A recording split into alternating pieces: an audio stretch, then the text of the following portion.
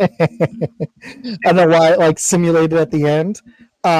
Med, where's your Spider-Man intro? What? I Oh don't get no, any. No, I'm no, just kidding. I'm in a pretty bad mood right now. So let's just I'm go ahead and sorry, get this dude. started. I'm sorry, dude.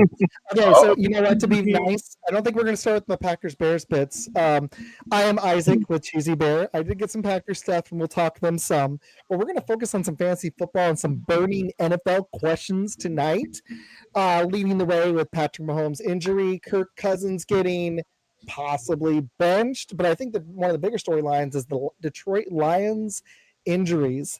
And leading our way here, we got Med from Shots from the Sideline. Good to see you, dude. Sorry about whatever's going on in the Bears, but we also got Peter, Fresh Fire Russell, creator of amazing titles and Bears fan. How you doing, dude? Doing well, other than, we could use the typical another 40 to 50 degrees, but hey, details. And it's crazy because it's like 70 something here. I don't know where it is in South Carolina, but Oh, wow. so we got two Bears fans. Yeah, I was like 75. I live south of Dallas. It's been really warm. Lucky. We also have Jason, Packer Nation 74, another Packers fan who's been on the show. How you doing, dude? All right. How's everybody? Good, man. Let's have some fun. We'll talk a little Packers Bears. I do think the NFC North is an engaging and exciting division. I've got some other fun questions for you guys, but if you're cool with it, Med, are you cool with starting about the Detroit Lions and Bills game? Oh yeah, no, I'm fine with that. Awesome. Let's talk that game. So the Lions defense and team took some blows in the Sunday afternoon game, and frankly, I'm honestly my Super Bowl pick, the Lions. Just being unbiased here, I'm a little concerned about the level of injuries. I think the Philadelphia Eagles right now, they're tied in record, and the Minnesota Vikings are knocking on their door, and the Packers and Bucks are behind them. And I'm starting to think that the Lions aren't going to be able to overcome their defensive injuries. If you guys want to start, if you watch that game, we'll start on the Lions-Bills game. But I do want to talk big picture what this means for them. Peter, you want to kick this one off? What were your thoughts on that Lions-Bills game? And if you didn't see it, just what are your thoughts on where they're at as a team right now? I actually did watch it because I was actively, as much as I love Josh Allen, actively needed him to not match Lamar point for point for fantasy reasons, but we'll get into that later. But no, it was actually a really good game. I was honestly stunned that the Lions were a potential recovery, which it looked like they had in real time. Onside kick from having a shot to win that, given how badly they were getting outplayed at points during it. Injuries-wise, I think they're starting to take their toll for sure. But if there was ever a team where, I'm not going to say that doesn't matter, but that really embodies like the next man up without really having a severe talent drop-off, it's probably this group. Good take. I am concerned about their defense. I mean, the Bills' defense we could talk about too. They do have depth, but losing the one that really struck me was they lost two dudes today that they signed a massive extensions, McNeil and Montgomery, the running back. And that solid Knuckles 1-2 punch together, they've done things that Barry Sanders did individually, which shows you how great Barry is, but how dynamic this group is together. And if Montgomery can't come back for the playoffs, that's a really big blow. He kind of embodies the soul and grit of that team. As good as Jahmyr Gibbs is for them and they need him, Montgomery embodies everything that Dan Campbell wants. Jason, what are your thoughts? I'm trying to take my Packer bias out of it. I just watched that game and the injury thing was the biggest thing that stood out to me. What were your thoughts? Well, I only saw just like the last 2 minutes of that game. So, as a whole, I just think it's sad for the Lions to be this good and just fall apart like this. And everything is collapsing around Jared Goff, who's playing lights out this year. It's just a sad story for Goff and the Lions and their fans. And I'm taking my bias out of it too. So it's just sad, But I just think that the Bills, was just too strong of a team to overcome for the Lions. Good take, man. I like it. They're also So go, they, man. You're good. they also have 22 players on IR now, and that's a lot to overcome as a football team. Yes, it is. Absolutely. That's tough. I mean, I know the Packers did that in 2010, and it happens. Sometimes teams overcome a lot of injuries, but these are really significant ones outside of Goff and a couple of his targets. And Gibbs actually was banged up earlier this year. Med, what are your thoughts on let's start with the game. What were your thoughts on that Lions-Bills game? Did you get to catch it? I caught bits and pieces of it. I just had so I was doing some work stuff on the side and everything, so I had the game on in the background, and I was paying attention to what was going on. I mean, it was a true back and forth game. You look at what Josh Allen has been able to do. I mean, if anything, this cemented his pretty much his chances of being the MVP this year. He had over 360 yards passing. He had 68 yards rushing, and it was just overall a great game that he did. I mean, when you account for 4 touchdowns in one game, it's amazing. And then you look at on like how Jason was talking about Jared Goff, how this is, he's playing lights out right now. They pretty much all, as far as Detroit goes, they pretty much all but abandoned the run after Montgomery went down. They only ran it for 15 times throughout the whole game. And that's something you don't normally see with Detroit Lions. Usually they're a play action team that likes to run the ball, soften you up, and then hit you deep or over the middle. And so when that happened, he went off, of course. He had 5 touchdowns and almost 500 yards passing, but he threw it 59 times. I mean, go ahead and ice up, man. I mean, your shoulders got to be killing you at this point. And overall, I mean, this really shows that, long-term effect that I would really think about with like how Jason was talking about with the 22 players that are on IR. What is the long-term ramifications that's going to happen to this team when, not just this year, but the next couple years, because some of these injuries that they are actually sustaining are long-term and can linger for a long period of time. That's the problem, is they really can, and it really sucks because when Jared Goff throws almost 500 yards in the game and you lose, that's a problem because you don't expect that out of him, as good as he's been this season. But I've got to be honest, guys, if part of the rushing attack's gone and the defense you can't lean on, I don't know if I can trust Jared Goff in this passing attack. I know they looked good against Buffalo, but Buffalo's defense has fallen off a cliff recently. They've given up 40 in back-to-back games. They just, managed to win one of them. But we forget they lost to the Rams and gave up over 40 points last week. So that defense is scaring me for Buffalo. Detroit had their way. Like Med said, they got away from the run. 48 yards to the team? No. Like that is not the Lions recipe. Without Montgomery, they're one-dimensional in the run game. And that was what I saw in this Buffalo game. And Peter, you know what's funny is I was extremely excited about it. I got a puppy that day, which was really cool. Got back in the late second quarter, caught the rest of the game. And I got to be honest, it wasn't like the Bills were throttling them, guys. Yeah. In Detroit. Yeah. Are we talking about the best team in the NFL now? Because I have the Buffalo Bills number 1, despite those defensive concerns. I've got the Bills at number 1 in my power rankings right now. Yeah. Are the Bills the best team in the NFL? In the AFC. What do you think? I think they can be. I mean, right now, the other concern that I would actually have with the Bills right now is you look at that defense. They gave up 42 points, and they gave up more than 40 points in back-to-back games. So what's that telling you about your defense? You're not stopping anything. So, I mean, to say that they're the best team right now, offensively, yeah, I would say this is very similar to what they were in the 90s when they had the no-huddle offense and they were just running up and down the field with no problems. But the problem with that is you don't give your defense a chance to actually rest. You don't give them a time to get their blow and then, be refreshed, go back out there and stop the other offense. That could be a problem in itself. Right now, I could see the Bills being number 1, but I could also see the Eagles being number 1 as well. Ooh, the Eagles. Who address their concerns? We'll get to them in a minute. But I want to talk about them in a second. Peter, you had a thought. What was your thought, and what do you think about the Bills? I think the best one. I would say tied for the best in the AFC right now in terms of power rankings, at least. I think Baltimore is right there with them, especially after this last performance, because they were able to do that and have Lamar put up those numbers with Derrick Henry doing next to nothing. And I think their defense, as suspect as it is in some areas, is better than Buffalo's. So balancing out, I think they're the more well-balanced team. I think Buffalo can score with anyone.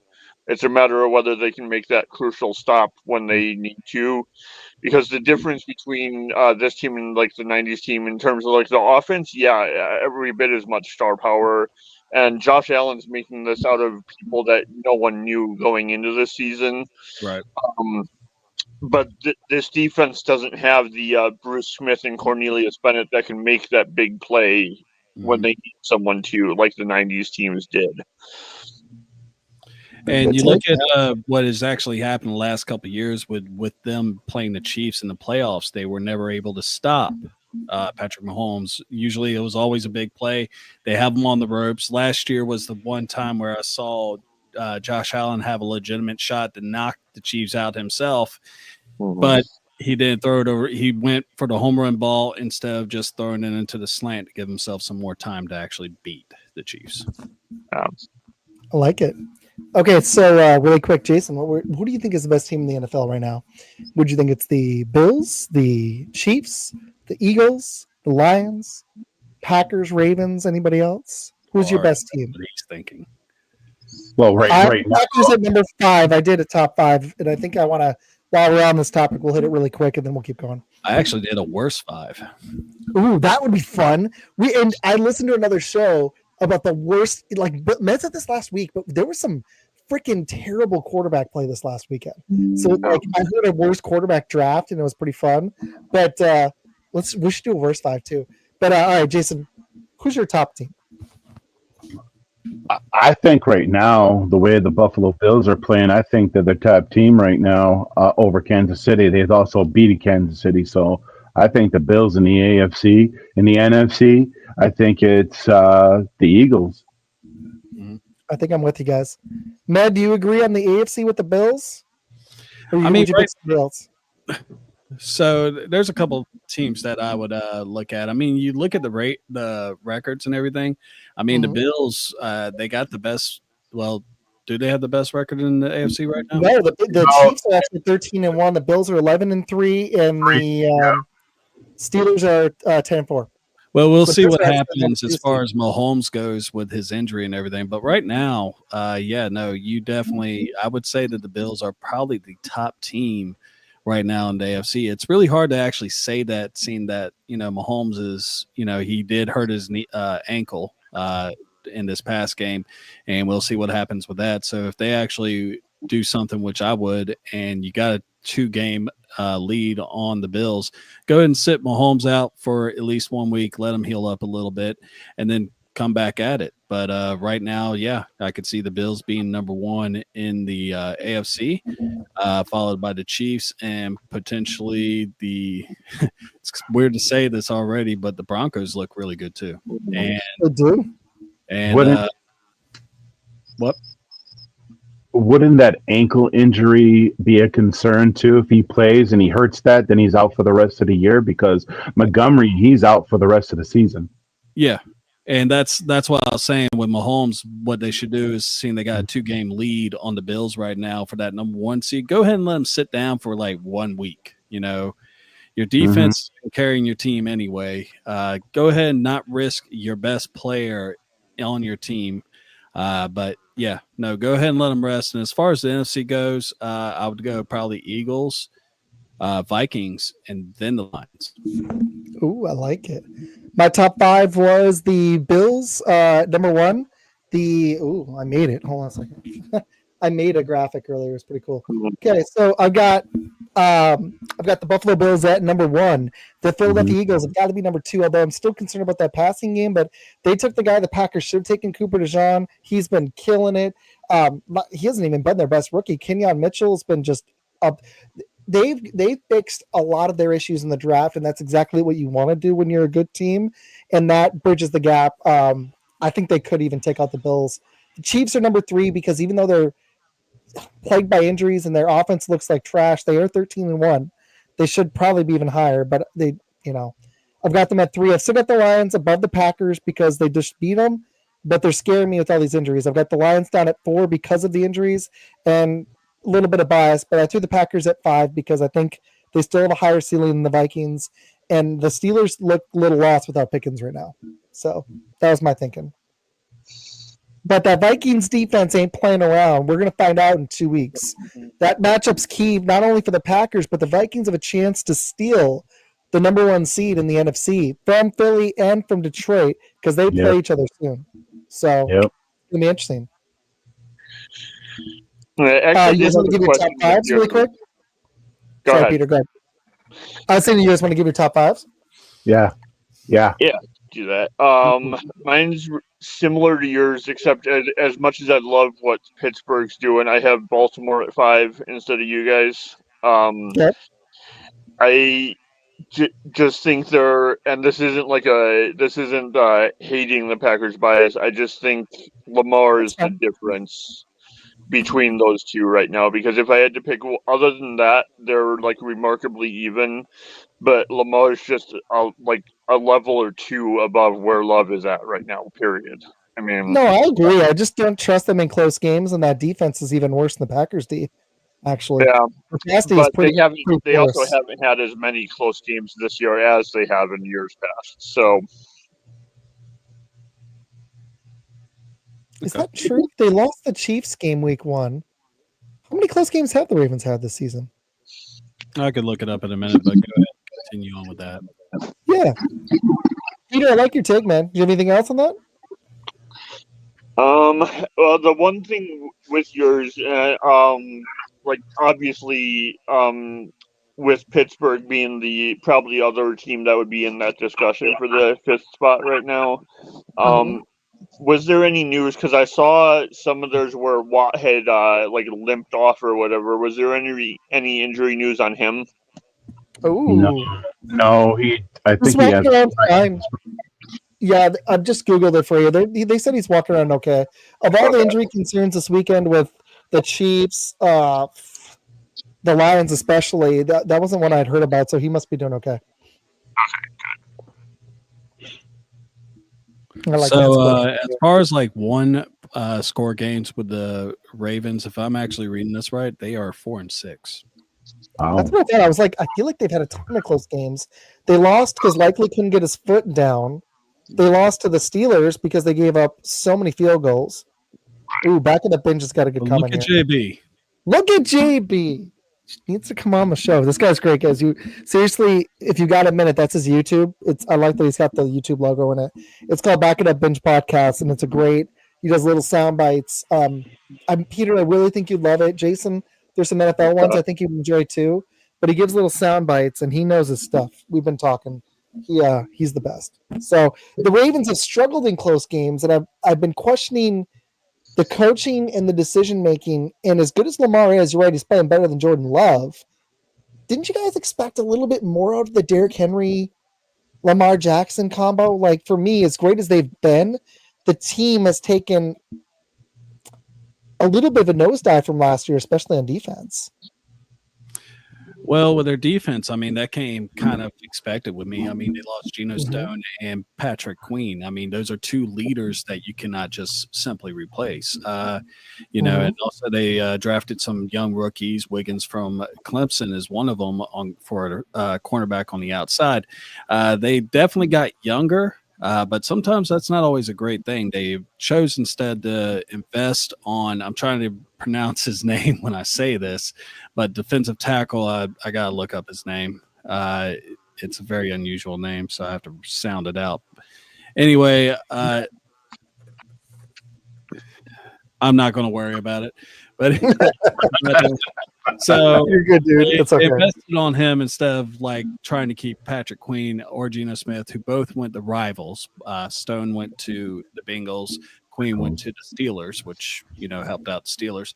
But as far as what you expected with Derrick Henry, a lot of people wrote him off, said that he was going to be kind of washed up after the fact that he took so much abuse over at Tennessee. I'm actually really happy that he is killing it right now. Yep. So, Yeah.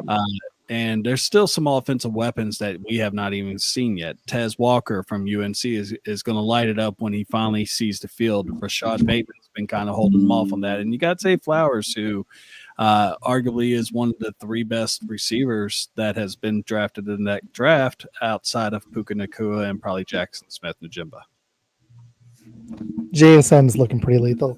That's actually an area I want to get into the Packers later, but good stuff, Med. Okay, really quick before I forget, Jason, what is your top 5? My top 5 is Buffalo. It's pretty similar to your. Actually, it's similar to yours. Actually, except for 4. I got the Bills are at 1, Eagles at 2, Chiefs at 3, and surprisingly, I have the Minnesota Vikings over Detroit at 4.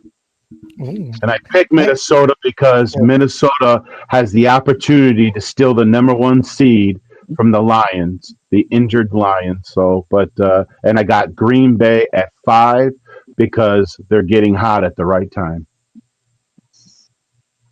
Well, we're going to find out if they are. They beat a good team. But I know you love that, man. I know you love that, man. They need to win the next 3 and go in on a hot streak. That would be a hot streak. They did win a good game against a good team on the road, but like me and Med talked about on Friday, that's kind of what we expected. Like, Peter's going to hate this, but it happened. The Packers should beat a team like the Seahawks.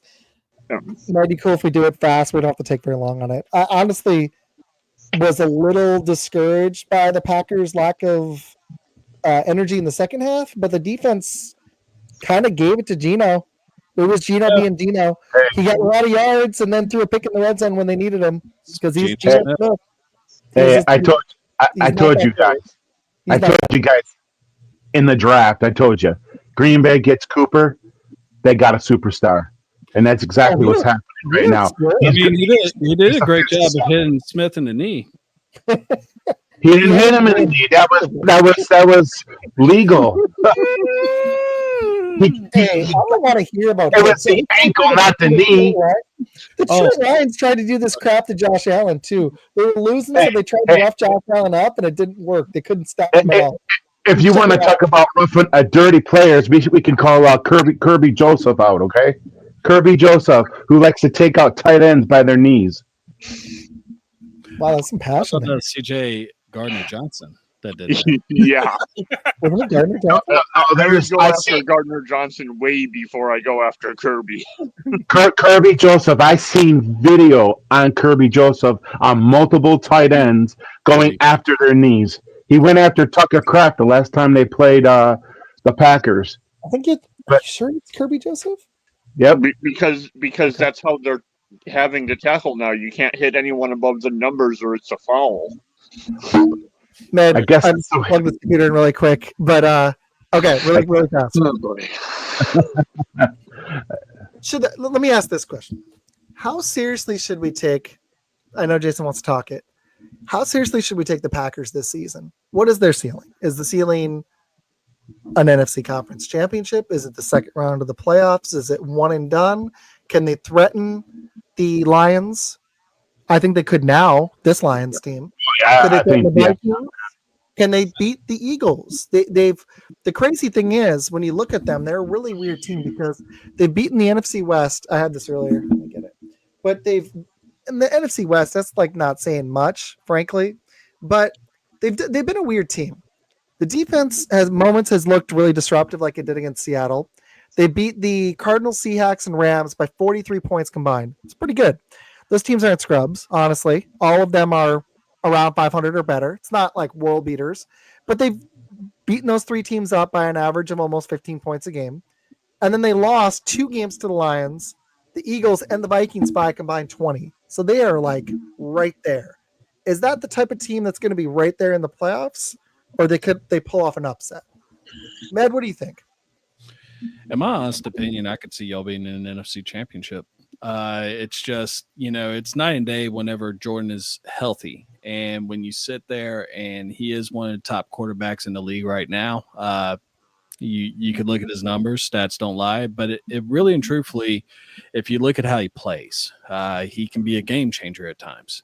And with the running game with like Josh Jacobs to help balance out that offense, that's what really has been the key. You got a good young receiving core, which I don't understand why everyone's like, we need to get a number one receiver. You have a number one receiver. You had two of them. And they mesh well. Why mess with the chemistry? Go ahead and let the team just mesh together and everything like that. They can do the little tackles on people's ankles and stuff like that. And, over time, they'll be able to get what they need to. Nice little shot there, Med. Nice little shot. So, go ahead. I could see them, I think y'all could have challenged Detroit Lions even before the injuries, to be honest. Y'all pretty much did. And, you look at, other than the game where y'all got trounced in a soaked Lambeau Field, other than that, Jordan Love was coming off an injury. It was the first time he was coming back. True. It's true. I like JB's comment. Tough for me to pick the Pack when they have to run on the road, but as good as Philly is, we played them early in the season, tough. My question mark would be, can we stop Saquon Barkley? Because our run D is still... You got to just ignore straight yards because they're deceiving. Because when you're ahead, teams are going to throw on you. You could have one really bad game. It doesn't tell the whole story. EPA-wise, the Packers are fourth in passing offense, third in passing defense. Yardage-wise, they're middle of the pack, but they're improving in that area, especially when we get Alexander back. But in rush offense, they're 12th. They've looked good. I don't think they've committed enough to Josh Jacobs. They should commit more. And the rushing defense is still 15th, so it's not a major weakness, but against a team like Saquon, it could be a I don't know if we can take him away. That could be a problem. It really could. Good breakdown, Matt. I like it. Peter, you want to go? I know Jason's itching, but what's your take? What do you think of the Packers ceiling? Where could they go? It all depends on which seeding they're able to lock in. Because the longer they're at home, the better. The moment they have to go on the road, especially I don't know how like the matchups would have to play out for this to happen.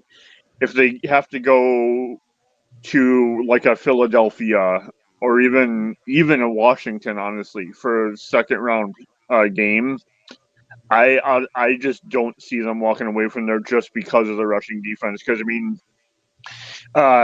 playoff Saquon is not all that dissimilar to like a playoff Russell Wilson or Mahomes, etc., where you just see like a different level of it. And then Washington, if they were to make it, rookie or not, Jaden Daniels is part of that rushing attack. And if you can't stop Saquon, you're not going to stop Brian Robinson Jr. and him. True story. I think they could. The problem is they're probably going to be the 6th seed unless they beat Minnesota. Then they could steal the 5, but they're probably going to be the 6th, which means they're going to play Tampa or the Rams likely. And the Tampa Bay Bucks scare me a little bit. The Rams don't because I don't trust their D. I don't trust the Bucks D either. But there's something about Baker. They just have no fear, and they would be at home. The Rams could be a scary opponent on offense, but I don't like their D at all. I think we could steal that first round game, and if we've won 5 weeks of we're on a 5-game winning streak, I could see some momentum. This is all I want to say on the Packers. I want Jason to close, and then I want to move on to that Eagles Steelers game. Some fantasy players, like if you had Jared Goff, you had a good day on Sunday. If you played against Brock Purdy like I did, you had a great day. My team defense was on fire. I'll get into it in a minute. But what, like 3 points? No, geez, yeah, dude, it was awesome. My team wasn't even like that amazing. Let me get the golf had 41 something in my league. Yeah. In my work league, the guy who was the number 1 seed was playing against him. My team only had 98 and a non-PPR. It's not amazing. It's not terrible. The team I was playing against only had 51.5. No dude had more than 9.4 for him. And it's a non-PPR. Jamar Chase, I just got lucky. If I can pull that off one more time, I'm in good shape. My team, I've got Jaden Daniels, Saquon Barkley, Bijan Robinson. It's an awesome trio right there. I have Aaron Jones, who didn't have a great... Am I looking at the right game? Yeah, he didn't have that great of a game. I think you should have kept Jacobs. Well, I have Bucky Irving, who I could start this week. No, Aaron Jones had 16. I'm sorry. It was Zach Ertz. He only had 2. I thought Aaron Jones had a good game. I've got Bucky Irving on my bench, and McMillan I can throw in. But I was playing against, seriously, Kittle only had 6. Zay Flowers only had 5. Freaking Kelvin Ridley only had, Stevenson had 8. He had Gus Edwards, the kicker for the Lions, the Cardinals D. Everybody had 2, 4, 5, 6 points. It was awesome. It was one of my lowest scores against in a playoff game. It was pretty sweet. I'm not gonna lie. I was pretty happy about it. Okay, Jason, sorry. What do you think the Packers ceiling is this season? I think it's as high as it was last year. They're the youngest team still in the league. They could get to the NFC Championship game, but Jordan Love's got to keep the interceptions down, because if he throws interceptions, I think Green Bay is going to be done. Can I ask you a question on Jordan Love? Do you think this guy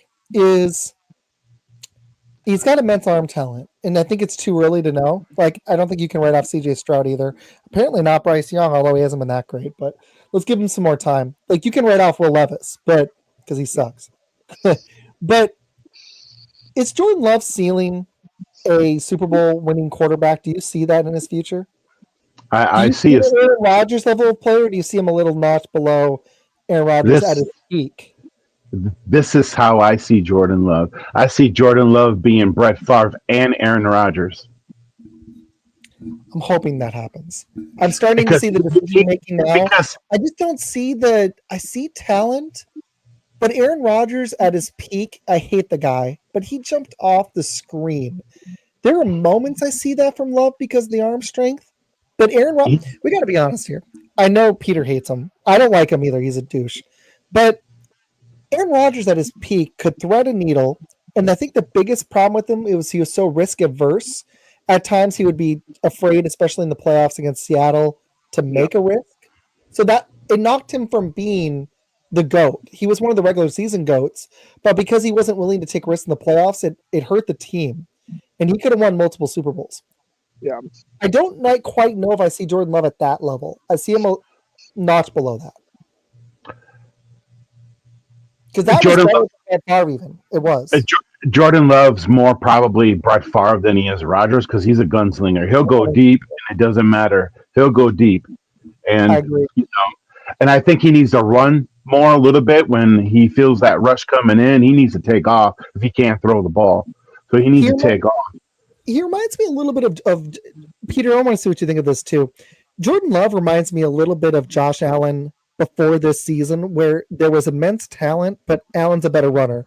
But the way he reminds me of Allen, he's not a runner. He's more of a thrower like Allen, where Allen always used to want to take the deep shot. And Allen this season has learned to take anything he can get from a defense. And he's hit that cerebral level that quarterbacks start to hit. Mahomes just kind of instantly had it. But when they hit that next gear, it's like watching Michael Jordan at his peak. You just can't stop it. Josh Allen right now is there, and Mahomes has been at that level. Aaron Rodgers had a moment near that level. I don't know if Jordan Love has that, because he always just wants to make a big play.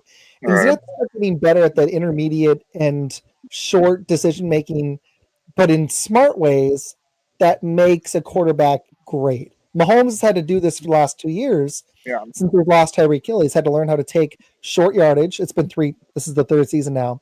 He's learned to stop taking deep shots a little bit too much and take whatever the defense gives him. And he still is a winning quarterback because he's learned how to change his game.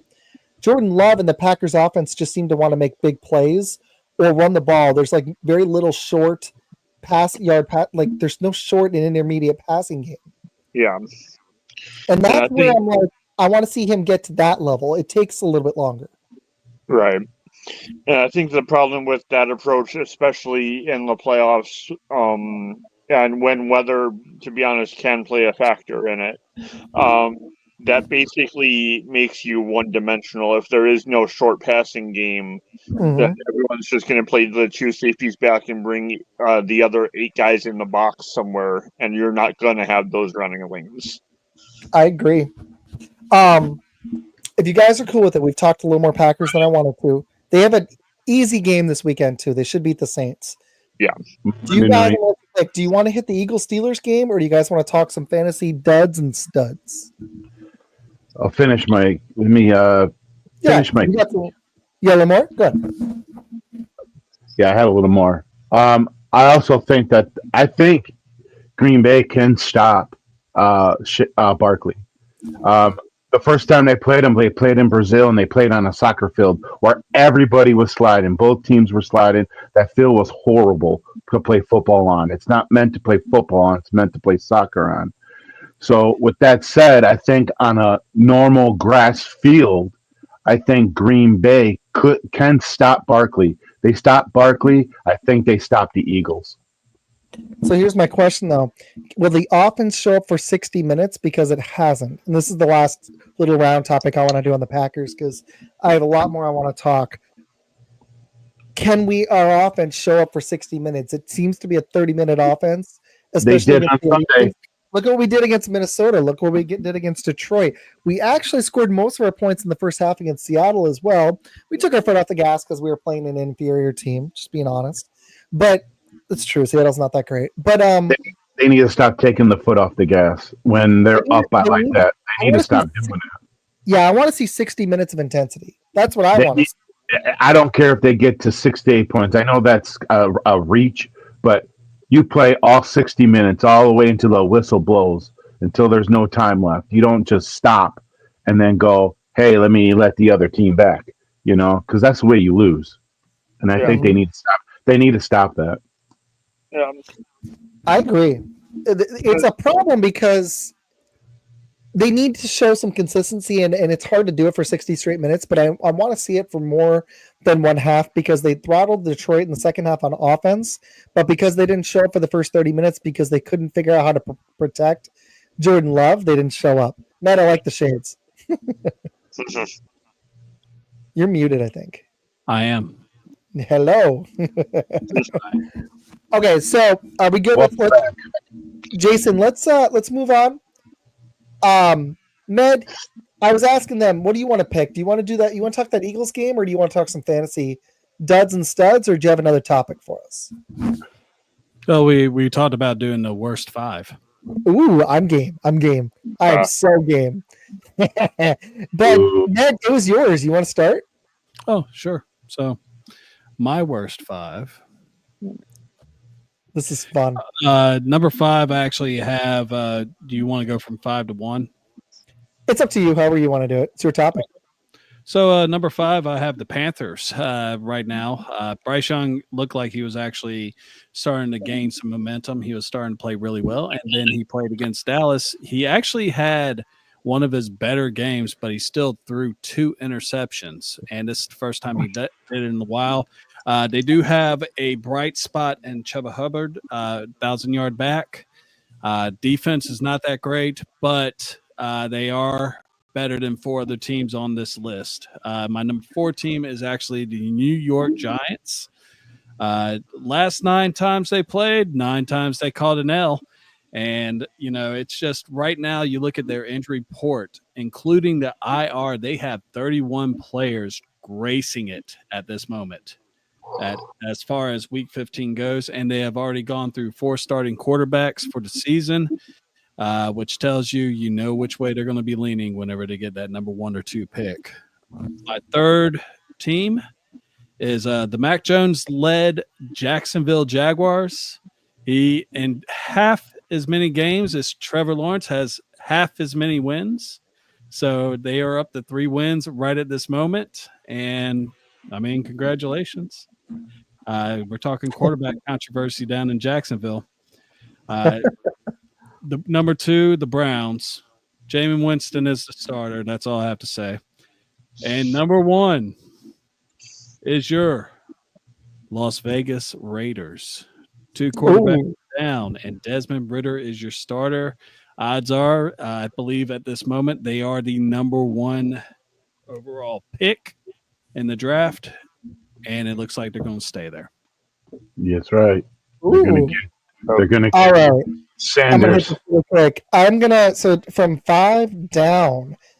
I think it's gonna be easy for me to go the other way. I'm gonna go with the Raiders as the worst team. I got to go from the other way. My brain's being weird.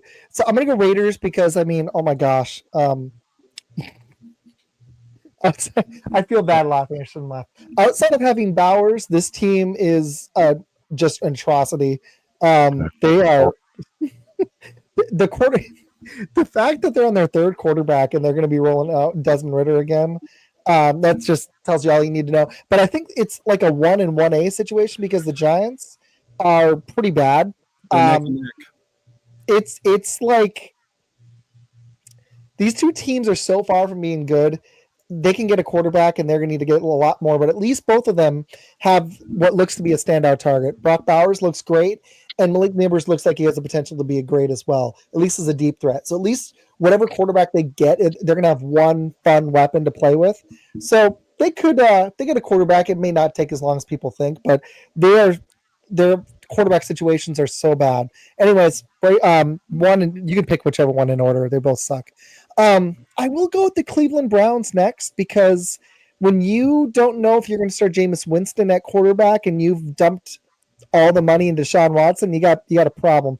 Nick Chubb's out again. Looks like his career unfortunately might be over. Wow. I mean, Judy's been good for them, so at least they've got a weapon. But let go of Cooper. The defense has regressed. They're the Cleveland Browns. They suck, guys. No offense, but just you're terrible. I'm going to go with the Tennessee Titans next because, I mean, to me, Drake May gives the Patriots hope because he looks like a legit quarterback. Will Levis doesn't look like he should be anybody's third-string quarterback. That's Will Levis for you. If Mr. First Down or any Titans fans are watching, first, don't move on from Mike Vrabel. Next, don't start Will Levis. And don't go spend a bunch of money like you're going to try to win and then only win 3 games in 14. 3 out of 14. That's not a good start. So the Titans should be even lower on this list, but they're going to be the 4th worst team. And then I'm actually going to go – the Panthers have been slightly sneaky competitive recently. Not the defense, but the offense is looking better. They got Hubbard. Bryce Young's looking like at least some version of a competent quarterback. I'm going to go Jacksonville Jaguars because they've got one of the worst head coach quarterback combos in the NFL. I don't know why Coach Middleseat or Doug Peterson, whatever his name is, why he's even he has a job. This guy, man, dude, no. How did he win a Super Bowl with Nick Foles? I'm going to post this on Twitter. Is that the craziest thing that's happened in not only the 21st century in sports, but ever? Because this guy looks like the worst coach in the NFL right now. And it's not going to get better for the Jags because they just dumped so much money into Trevor Lawrence. It's not going to get better. So, sorry, Jags, you guys suck. The Bears did not make the cut. I guess that's a celebration. Jason, you want to go next? Yeah, I got the Raiders at number 1. They just are absolutely horrible. Considering I root for them as my AFC team, and they're just bad. I think Antonio Pierce is probably going to be gone, and they're going to try to get prime time to come to be the head coach because they're selecting his son. I guarantee you that they will select his son at number 1 because of Tom Brady. Tom Brady has ties with Sanders. And he's part owner of the Raiders. And then I will take the Jags, as Med said, quarterback controversy down in Jacksonville. Peterson not doing so hot like he did with the Eagles. And then I also take the Giants, who outside of neighbors, they are just horrible.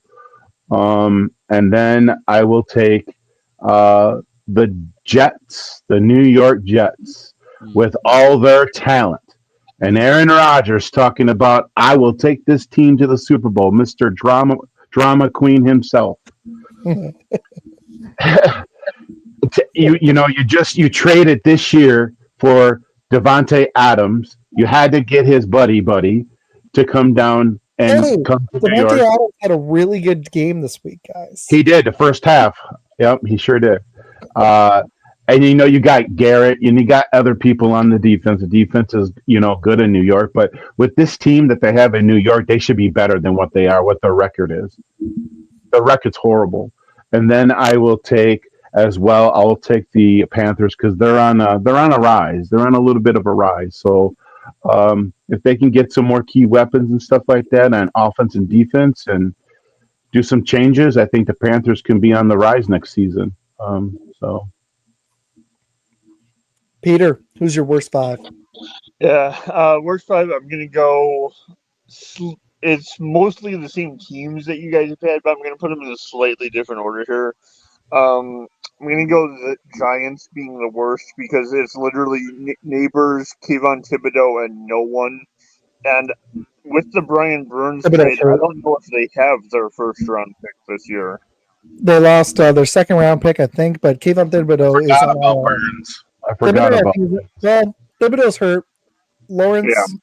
No, I think Thibodeau's on IR because I had to cut him in my Dynasty League. So no, he's out.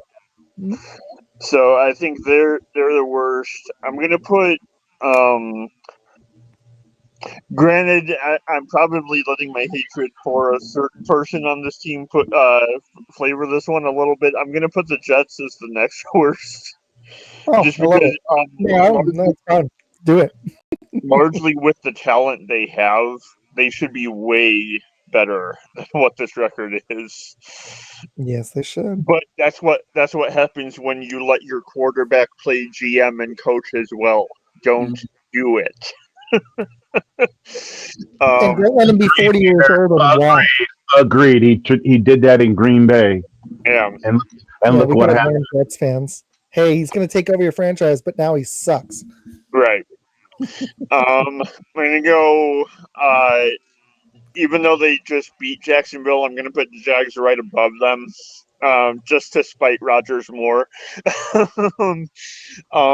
And because I actually, in the right situation, I think Peterson's a good coach. I just don't think that's the right situation for him because I don't think there's nearly enough actual on-the-field talent to make his system work. Right. I mean, we saw him be able to use Nick Foles to outduel Tom Brady in the Super Bowl. That's what you need for his system to work, is that level of talent. Jacksonville's not close to that. True. Fourth, I'm going to go, this breaks my heart to say because I love them, but the Saints look awful right now, and especially with Carr and Taysom Hill out. That's just not a good rest of the roster. Hey, we play them this week. It's going to look great. Yeah, especially when you guys find a way to lose this one. If the Packers lose this game, you won't hear me talk about them in anybody's top five, even if they beat the Vikings. Oh, good. They lose this game to the Saints. I'm gonna be ticked. There's no Chris Olave. What do they have? Kamara, maybe? He's questionable. Yeah. That's it. Kamara is the whole Saints team right now. Crazier things have happened, though.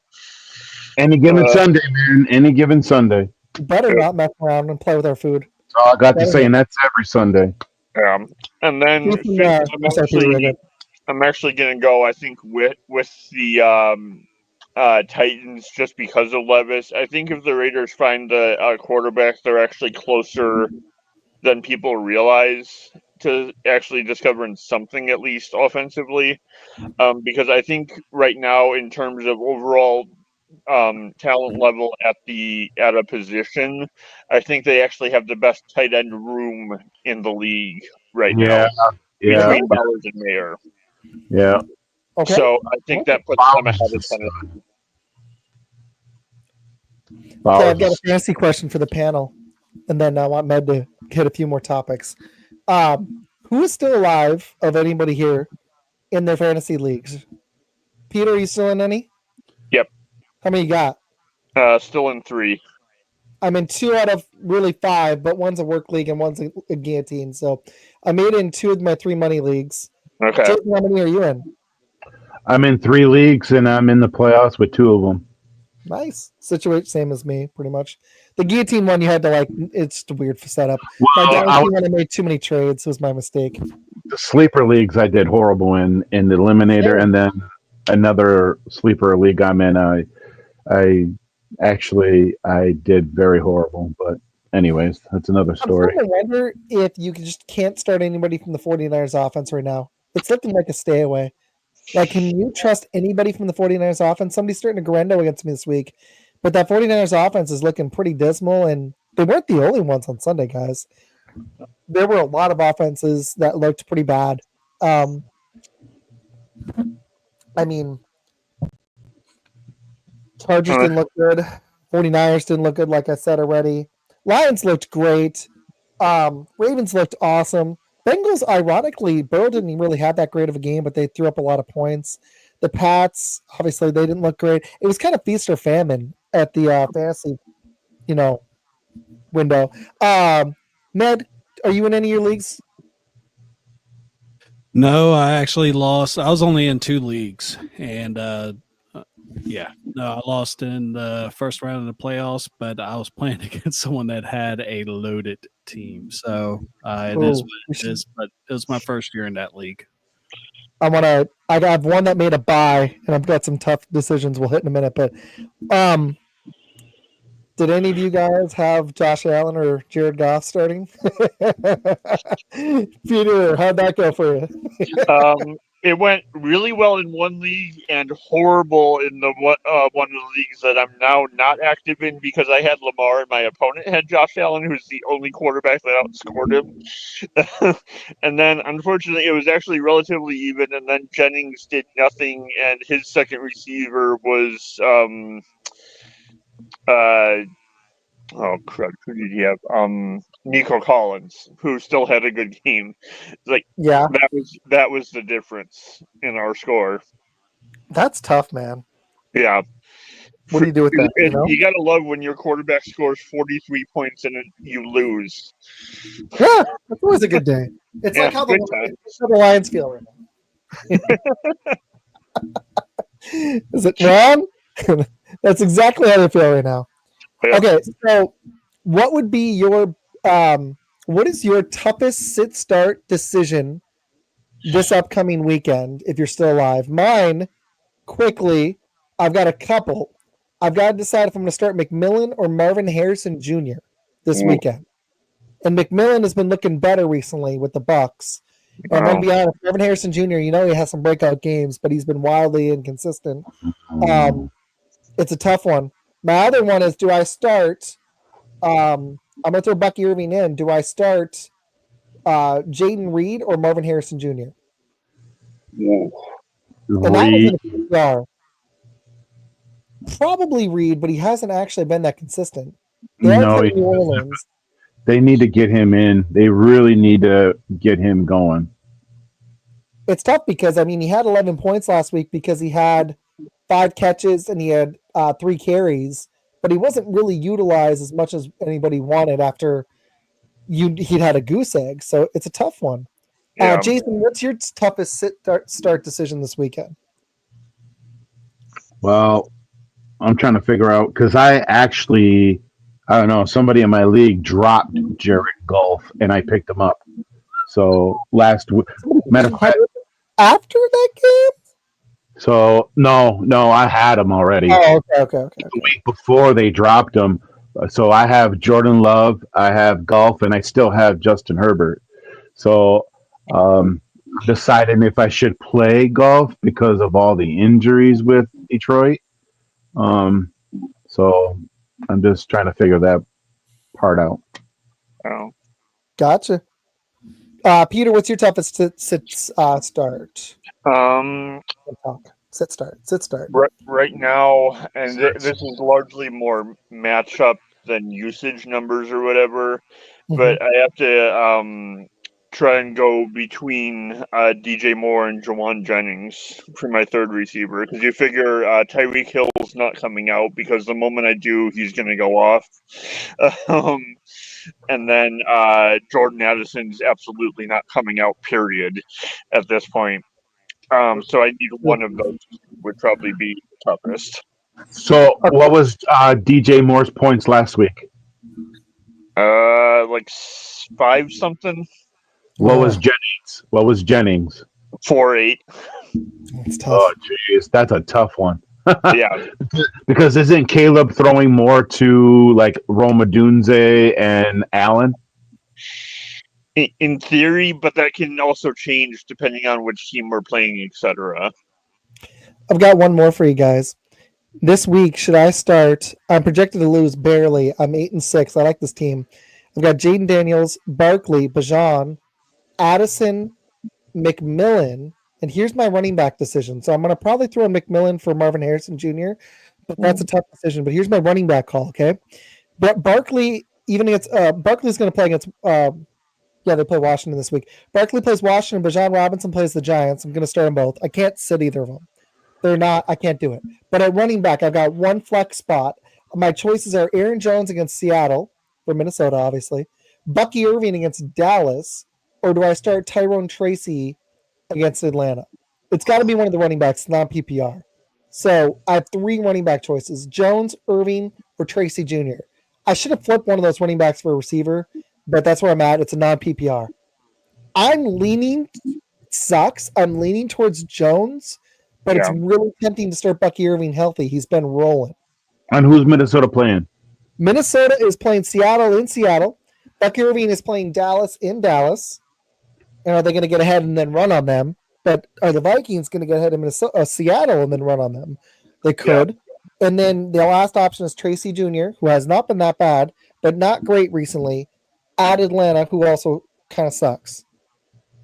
I don't have favorable matchups, honestly. Atlanta's run D is probably the best of all 3, but not that spectacular, I don't believe. Well, but that's also the game that team is most likely to potentially lose, too. So I don't know how much they're going to be running. Exactly, but Atlanta really hasn't been that great recently. Are they actually going to figure this out? I'm looking at Atlanta right now. Their defense the run D is not – it's middle of the pack-ish, right? Yeah, I mean, they're not great, but they're not the Giants level bad either. Exactly. Okay, I think the wife needs something. Sorry. No. I would go Aaron Jones there just because I think that's the most likely to get ahead, and he's going to have just a clock moving touches. That's what I was thinking too, Jones. It's a tough one though because I've got some depth at running back. At receiver, I think I'm going to make a switch. I've been sticking with Harrison Jr., but I think I'm going to sit him. But I don't know. Carolina's defense is sneaky, not bad actually. Yeah. McMillan, Dallas is down. Their defense, their secondary is depleted, so McMillan could have a day. Hopefully, Addison does. All right, man. I've stolen a lot of topic. What do you got, man? What else? What other goodies do you got for us? I don't really have much else. I mean, one of the things I could actually ask y'all is, if you're to actually, okay, so put yourself in Raheem Morris's shoes. And you have to walk up to Kirk Cousins and say, hey, I'm going to need to bench you. Are you going to go ahead and pull your plug on Kirk Cousins and put in Mike Penix Jr. when you still have a chance to make the playoffs? Or are you going to try to let Kirk ride it out until you're eliminated mathematically? Get Penix in. Get him in. We know what you got in Kirk Cousins. And I know you've invested 3 more seasons in the dude. But you didn't draft Penix at 8 to sit on the bench. Like you could sit him for 3 years, but the Kirk looks done. Not that he has to be done permanently, but at least give Penix a shot. It's not like a 21-year-old. He's 24. That's my quick take. Peter, what do you think? Torn on it. Just because I think I am honestly wondering if there's some sort of, whether it be injury or something else that Cousins has been trying to play through that just hasn't been like fully disclosed, because I know he's like popped up here and there on the report and stuff like that, but he's always managed to be able to play. I'd ask him first to be 100% honest with me if there is that, and then make the decision from there. If there is, then yeah, you absolutely bench him and bring Penix in, because I mean, even if he holds the boat and you guys like get into one of the wild card spots or something like that, then he's got experience. And if that time allows Cousins to be able to come back, then you absolutely go back to him for the playoffs because he's been there, done that. And then you've got like the experience back up to bring in case something does go wrong in one of those games. True story. Okay, Jason, what do you think? Wow, I think you guys covered it all. But I think they just stick with Cousins. I just think Penix may not be ready right now. Just like when the Packers drafted Jordan Love, he sat behind Rodgers for 4 years. That's exactly what the Falcons are doing. They're doing the Packer method with the quarterback. So I just don't think Penix will be ready right now, far as to play because he hasn't played all year. So I would just stick out with Cousins and just roll the dice and see what happens. I got a Now, quick one for you guys. Sorry, Matt. Go ahead. You're good. I was going to say, as far as like listening to what y'all are saying and everything like that, I would actually stick with Cousins until y'all are mathematically eliminated, because the main reason why is you don't want to put Michael Penix Jr. in a bad situation. Yeah. If he was to actually play in the game and he became the reason why you missed the playoffs, then that could potentially break him like basically Sam Howell's broken in Seattle right now. Yep. Yeah. I agree. Yeah, any more? I was going to ask what you all thought of that Philly Pittsburgh game. The Philly-Pittsburgh game? I To me, didn't still really watch need it. We can touch up on it. I barely got to see it, but I read a bunch on it. But it tells me the Steelers really are lacking Pickens. They're missing him bad. I watched that game and they really missed Pickens, and AJ Brown also got hurt in that game. He rolled his ankle. A guy landed on it. And it folded. So I think he has a high ankle sprain. So yeah, that actually happened after I turned it off, because that's when I turned the Bills Lions game on because I wanted to check it out. And but yeah, that whole game, TJ Watt was killing it, and he got hurt too with his ankle. Russell Wilson was doing not too bad. But I think the Eagles just had too much firepower for the Steelers. And as far as the Steelers are concerned, I mean, like I said, I didn't really watch that game. I could look up at the stats and everything like that. But from what I've caught and everything and what I've discussed in previous episodes and stuff like that, is they don't really have a true number 2 wide receiver. They got Freiermuth in the middle, but that's pretty much it. It's him and Pickens. That is their pass attack, because the running backs are the 3rd and 4th leading receivers on that team. And they split time. So what's that really telling you? They're trying to make ends meet with Calvin Austin III as one of their slot receivers, and he occasionally gets a really big play, but they're few and far between. There's no chemistry between them. And, until Pickens gets back, they're just going to be a duck in the water. Now we understand why they wanted Brandon Ayuk so bad. I like it. Somebody on Twitter asked a topic. If you guys are cool with it, I was going to kind of go this direction, sort of. You guys want to do some playoff predictions before we bounce? I got one other thing, if you guys are game. But I got one more thing, too. Studs and duds. You got one more. Studs and duds. Okay. Studs and duds. We could do studs and duds. I mean, we kind of had some of them. I mean, the 49ers were terrible. Atlanta looked solid. The running the game, the running attack did. Barkley was solid. The Eagles' passing attack got going. But yeah, we'll hit it in a second. I want to do this playoff thing. I don't want to talk about the Packers. Let's talk about the fringe teams. Mm-hmm. Who's going to win the NFC West? Is it going to be the Rams? Technically, the 49ers are still available, but is it going to be the Rams? The Seahawks going to steal it? Or the Cardinals going to shock everybody and win the division? I think the 49ers are still mathematically available, but they need a lot of luck.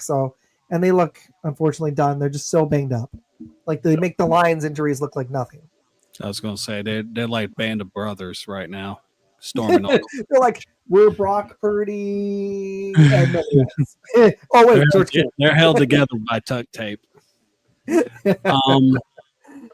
Well, me personally, I think the Rams are going to take it in the West. They just look like a more complete team right now. I liked their defense last year. Their defense seems to have gotten better this year. And it's just one of those things where, for some reason, I'm always bagging on Matthew Stafford. I'm still waiting for the arm to fall off. It's not going to happen. He's 35, 36 years old, and he's still doing it. And, this his arm looks solid. Yeah. And, this past week, the offense didn't look as powerful as it did against the Buffalo Bills, for the most part. But that defense, it's young. It gets after people. I love Kobe Turner. I like Jared Verse. I mean, to me, I think the Rams are going to take that, especially if Geno Smith is out for the rest of the season. Oh, yeah. Then it's a wrap, I think. Yeah. Cardinals would have to shock everybody. Do you guys agree? You guys think it's going to be the Rams? Yeah, I think so. Yeah. And like the crazy thing is, like Medwood said, their defense somehow had Aaron Donald retire and got better than they were in the last year they had him. That should terrify teams because that defense won a Super Bowl with him there. And they're better overall now. No, I agree with that. And the crazy thing about that is when you look at what they did after Aaron Jones, after he retired and everything, they went out and got basically the front line of FSU that year where they actually did something. They got Brandon Fisk and they got Verse. And I mean, they just both are such game changers. And, put that on top of Kobe Turner, who I thought should have been the defensive rookie of the year last year. But that defense is just solid all the way across. Yeah. Okay, I got another one for you guys. Who wins? Sorry, Jason, go ahead. Who do you think gets it? Do you think the Rams or the Seahawks? I think it's the Rams. I think there's no question it's the Rams. But I do think that even though they'll win the division, I think they're also not going to go too far in the playoffs. I think they're a player or so away before they go further in the playoffs. Okay, another question. So that's the NFC West. Who wins the NFC South? Is it going to be the Bucks or the Falcons going to finally wake up and stop this slide? I'm really the Saints out. I'm going with the Bucks. I mean, I'm always going to be a Baker guy. I just like his moxie. He's always going to be able to wield the teams. I just think that Kirk Cousins hasn't fully healed from that injury from last year. Yeah. And it's starting to really show right now. I mean, he's thrown 1 touchdown compared to 9 interceptions, and the rest of the Falcons looks pretty good right now. And I think that Morris is going to basically do what 3 of the 4 of us talked about: let Cousins try to pull this one through. And I think at the very end they're going to start Penix Jr. on that last game. Well, he's not committal. I heard rumors that Penix got the job. I think it's fake, but is that fake news? Fake. You know how much fake news there is on Twitter. There's so much fake news. Jason, who do you think wins the NFC South? The Buccaneers. I think, now that Evan Williams is back. Sorry, wrong player. Mike Evans. My bad. Mike Evans. Evan Williams. I was like, what am I thinking? Yeah, Evans. So with Evans back, and I picked in a pick'em last week that the Chargers would beat the Bucks, but the Buccaneers destroyed the Chargers. Yeah, they did. It was like 40 to something. And I have Evans on my fantasy league, and he scored over 36 points. So, and I've been waiting for that all year because he's just been plagued with injuries all year. So hopefully he can get going. But I just think it's the Bucks. I mean, there's something you touched on it earlier, Isaac, that there's something about the Bucks that can scare some teams with Baker. Baker's playing lights out, I think, and the Browns probably wish they still had him. Oh, I think they very much still wish they had him. They've laid their hands in the Deshaun Watson crap, and nothing's going to save that guy's career. If he turns it around, that'll be a bigger shock than Joe Flacco, for real. Just saying. Like this dude, Deshaun has just derailed that team, and Baker's looked reborn even more than Sam Darnold this season. He's already won a playoff game. Looks like he's going to be leading them back to the playoffs. Peter, do you see any scenario the Falcons figure this out, or do you think it's the Bucs division to lose?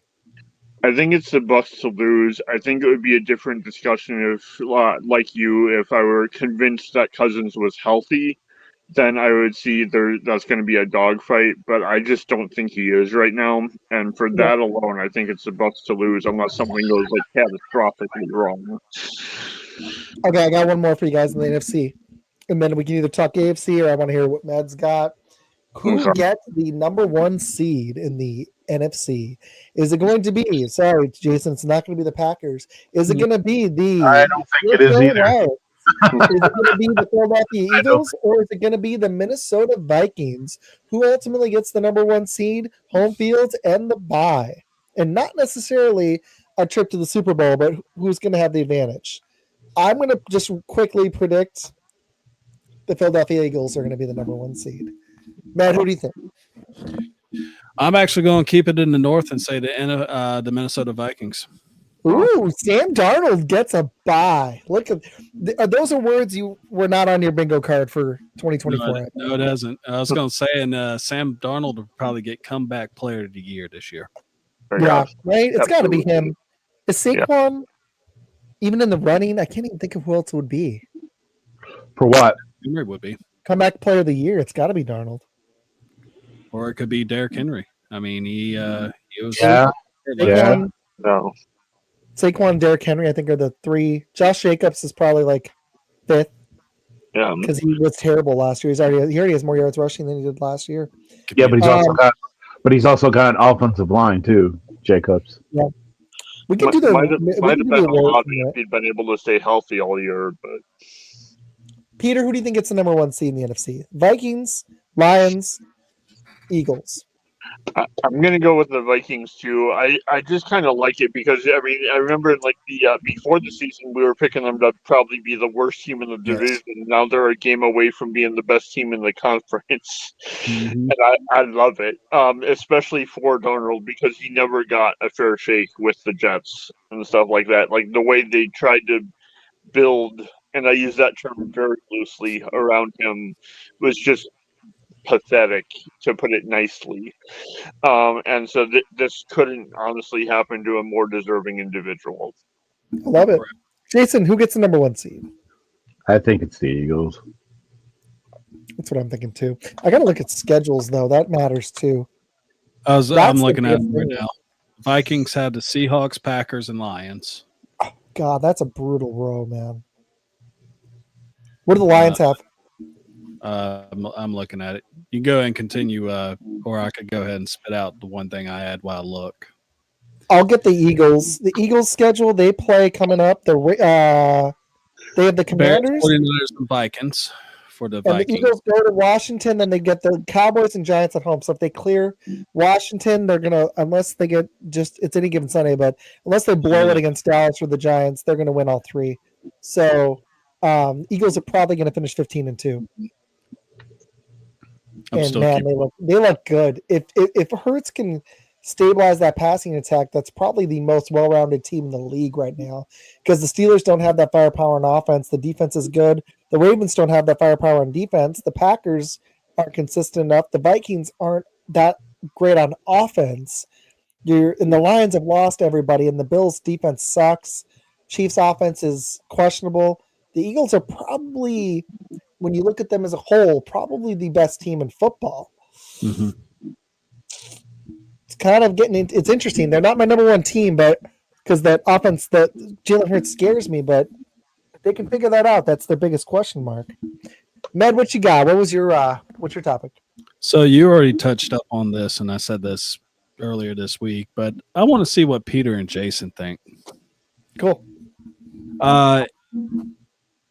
If you were Sam Darnold, would you re-sign with the Minnesota Vikings, or would you go somewhere else? Knowing that J.J. McCarthy is the future. But can the future wait? Wow. Wow. Actually, because he's played as well as he did this season. Mhm.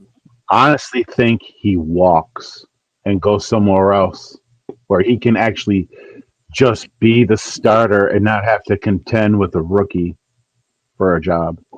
Okay. Can I jump in really fast? Yeah. I think because of Kevin O'Connell, this dude is such a great coach. He rivals LaFleur. Campbell, I think we all love him, but he does take risks. As great as he is, though. So the NFC North, those three teams, the Bears will figure it out. They're all loaded with coaches. Kevin O'Connell is awesome. He's like Sean McVay, like LaFleur. This dude just knows how to freaking win. You may not get that somewhere else. And you might be able to hold off JJ McCarthy and keep the job. I would stay. I would take a little bit less money and stay there than go and start for the stupid Giants who only have one weapon and suck. Don't put yourself back in the situation. Yeah. No, situations matter. Oh, damn. Bless you. Here's why I also state that Darnold will go somewhere else. Mhm. I think Aaron Rodgers signs with Minnesota for 1 year because I just remember that JJ had surgery again a while back, a second surgery, so he ain't going to be back for part of next season. So they'll sign Aaron Rodgers for 1 season and let him learn behind, Aaron Rodgers is better than Darnold. So, as a football player. So learn from him. Did you just say, Jason, did you just say on live nationally broadcast TV right now here that that Aaron Rodgers is going to go play for the Vikings next season? No, I you don't didn't. want to say. I didn't mean to say it. I didn't mean to say it. I didn't mean to say it, but I did, and that's what I think. I think he's take his washed ass. He needs to go take a long shower and stay at home and Stay in stop the playing truck with room. football. He can't throw the ball anymore. Time to Hey. stay home. Why would the yeah. Vikings But you know what? do that? He'll bring Devontae Adams with him, huh? I want to Have start a Devontae show called have Jason's Devontae. Comedy Hour of takes like Aaron Rodgers is going to sign with the as a backup for the veteran minimum. Maybe. Hey, when that happens, Isaac, I'll come back on the show and we'll talk about it, and you'll be like, you were right. Bro, I'll bet you right now $5 that ain't gonna happen. Right now. Ooh, $5. Big Five. bet. I'm broke, otherwise I'd bet you more. Because Yeah. if in some stupid way it happens. You could buy a cheese. Are we saying he gets signed as the starter or just the Vikings sign him in general? I think the Vikings will sign him. Dude, if JJ's not ready for next season, why wouldn't they just offer Darnold a bunch of money to stay? Because Darnold's going to leave. He's going to hightail it for more money. He's going to for more. Jefferson, you have Jordan Addison, you have TJ Hopkins. Don't take the cards, Peter. Why would you leave? Don't leave. This right here. This right here. This talks. They're not spending on This talks. I'll say it on live on here too. Minnesota's not winning the Super Bowl either this year. I don't think Sam Darnold's good enough, but damn, that team is good. Sam Darnold, if he gets his feathers ruffled, that team is done in the playoffs. Matt, you having fun? Oh yeah, no, I'm enjoying this. I'm watching. Peter, what do you got, brother? Other than a headache, no. That was cool. I think it depends on like what how this season finishes out and like what teams are making offers. I think he'll listen, but I think he does come back to Minnesota. And to address Jason's point, at this point in both their careers, I would take Darnold ahead of Rodgers right now. Oh, yeah, I would take a scale. Wait, let me put take this. your bias out of it, Peter. Quarterback in the NFL above Aaron Rodgers right now. Give me Aaron Rodgers. Darnold is playing better right now. Well, yeah, he is playing better, but Rodgers is also a Super Bowl quarterback and an MVP. He's won MVPs. Some of the college quarterbacks are playing better than Aaron Rodgers right now. Yeah. The dude he's such a camper. I'm sure some high schoolers are playing better than Aaron Rodgers. Campbell, like he doesn't walk off the field in the middle of the game. Yeah. But the dude is a train wreck. The Jets would be And I insane. mean, the Vikings don't have the money to bring in him and whoever else you would want. Anyway, the Jets had that room in the salary I've got a cap. list. Yeah, and then he's like, I didn't have a list of players. With Jefferson, Addison, and Hawkinson being there, I just don't see Darnold leaving. That's a really good situation. He's revitalized his career now that he actually has a good nucleus and good coaching around him from someone who never really got the fair shake he should have as the top pick. There's a reason he was. The Jets got that right. They just didn't build around him correctly. Right. He didn't get a fair shake. He didn't get a fair shake, but I think he walks because of the money. I just don't see that being the biggest driving focus for him at this point in his career. Bryce Young proves that situations matter because you're seeing a glimmer of talent right now. Yeah. And if you surround him with some talent, and that is not Xavier Legette. Xavier Legette is not talent. But when you surround a dude with talent like a Jordan Addison, who's the number 2, TJ Hawkinson, the best receiver in the game, Justin Jefferson, Aaron Jones, stability at running back, receiver, tight end, the offensive line is improving. You put a situation around him, a la Jared Goff, you put them one of the best rosters in the league around a guy, you're going to see what their ceiling is. Yeah. And you're seeing that with Jared Goff. He can be the reason you can win some games. We're going to find out if he's got a Super Bowl winning ceiling. But just seeing what a quarterback like Sam Darnold can do in the right system. Bryce Young hasn't had that.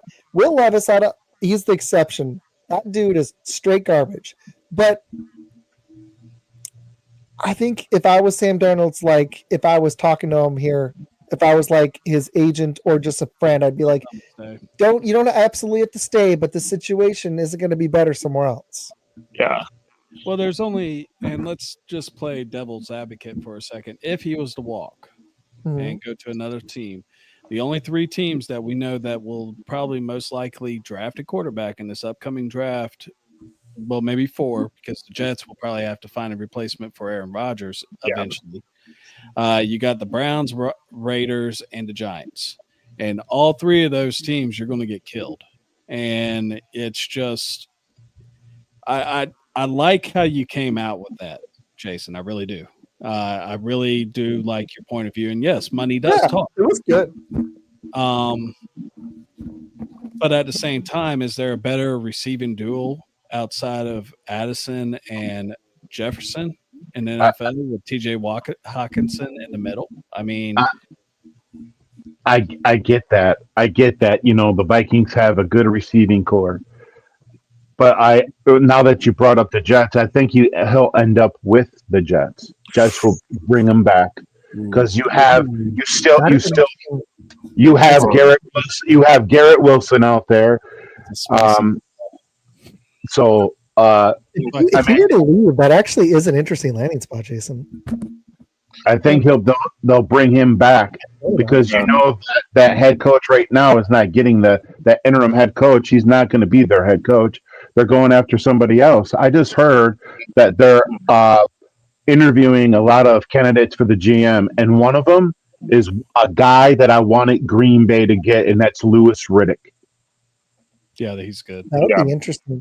You know, and there's actually a lot of teams that need quarterbacks. The Dolphins are going to roll with Tua, but they shouldn't. The Pats they're set with Drake May, but the Jets are going to need a quarterback. The Browns are going to have to roll with Watson, but they need a quarterback. Yeah. The Colts probably need a quarterback. They don't have one with Richardson. The Jags are going to unfortunately have to roll with Lawrence, but they need a quarterback. But they're going to roll with Lawrence. But the Titans are going to need a quarterback. So that's 4 teams in the AFC right there. Raiders need a quarterback. That's 5. The rest of the AFC West Raiders is 7. need everything. Yeah, the Raiders will not need a quarterback. That's 6. The Falcons unfortunately drafted one, but the Saints need a quarterback. That's 7. And the Seahawks, I don't know if they're going to sign Geno. You're looking at 8, 9, but there's only 3 teams in the top. But there's some landing spots for a dude like Darnold if he was to leave. If that was the big question. Okay. A couple just. I like your guys' takes there. Couple just general thoughts. Med first with answering what receiving core would match up in terms of like overall talent. I would say there's one I would put ahead of Minnesota, and that's just because they have a trio as opposed to two in a tight end. Would be Houston's. Is when you get Dell, Nico Collins, and Diggs all healthy. Diggs is the third option. I'll take that all day. Right. I like that. That's a good point. It would be another interesting landing spot, especially depending on what the Chargers do decide to do after this year with Harbaugh as their new coach. Darnold going there would be interesting because he's got two legitimate receivers there now. Interesting. You're talking about the Rams? No, Chargers. I don't think he's going to go to Chargers. I think he has his quarterback in Justin Herbert. I mean, I think Herbert, the AFC West outside the Raiders, Herbert, Joe Nix, and Mahomes, and they're loaded with coaches now too. It's just the Raiders that are the dumpster fire. Yeah, like I like Herbert. I just don't know that he fits Harbaugh's system the way like a Alex Smith would, because that's a lot of how I see Darnold. I think that's the comp I would have for him. Is he may not necessarily win you a whole lot of games, but he's not going to lose them for you either. No, they're not throwing the ball because they only allowed McConkey, but I think Harbaugh went to. Well, I would argue Quentin Johnson's come on pretty reliable this season. It's been better, but I think the main reason that Harbaugh went to the Chargers was they needed a coach. They have Justin Herbert, who is immensely talented. Yeah, and he saw talent on that roster and knew he could rebuild it, and he's rebuilt it exactly the way he wants. He just needs more talent at running back and in the passing attack. Also, at the same time, you look at the Chargers; they had the talent, they just didn't have the scheme. And he didn't do anything with that defense. He already had Khalil Mack. He already had Bosa on the other side. He already had Derwin James. He already had Ashanti Jr. He had a defense already. He just needed a quarterback, which he has them.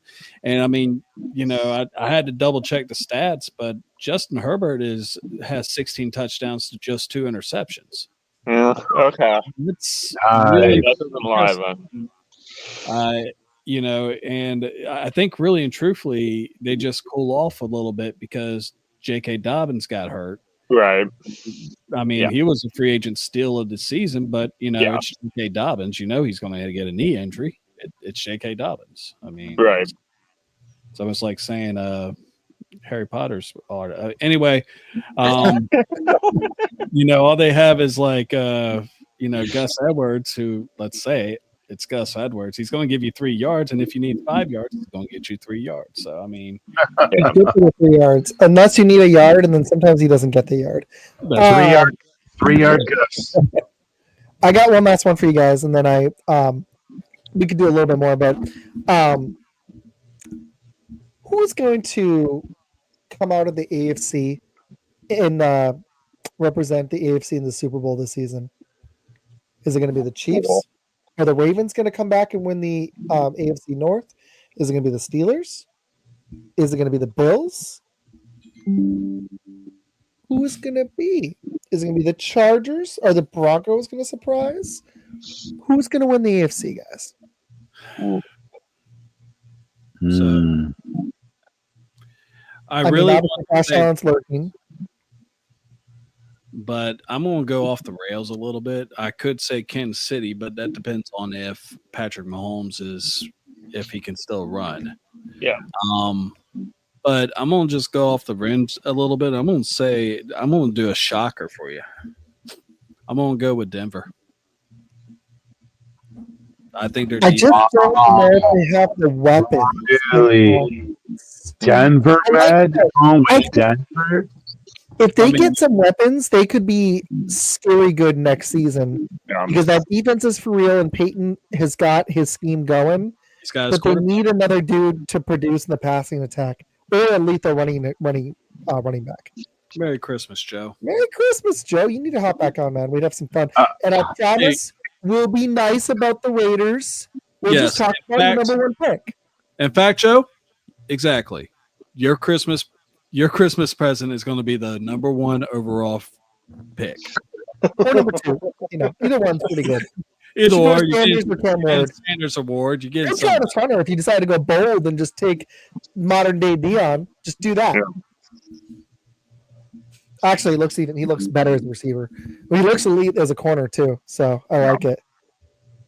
What the heck? Do you see that? Yeah, I'm watching it. I'm gonna just go ahead and ban it. Goodbye. Well, that Okay, sounds like fun. anyways, so there's some weird comments. Okay, yeah, they probably will lose Javonte Williams. Yeah, you just got to get your quarterback, man. That's it. Okay, so who's gonna win the AFC?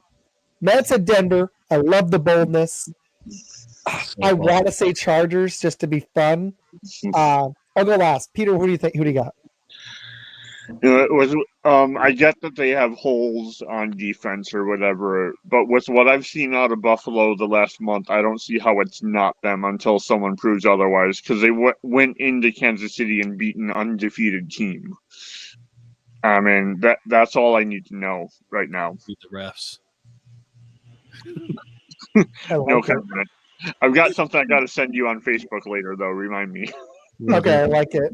Jason, who you got beat? Who's going to represent the AFC in the Super Bowl? The Chiefs, Bills, Steelers, Ravens, somebody else in the AFC West? Nobody's thinking Texans because, yeah.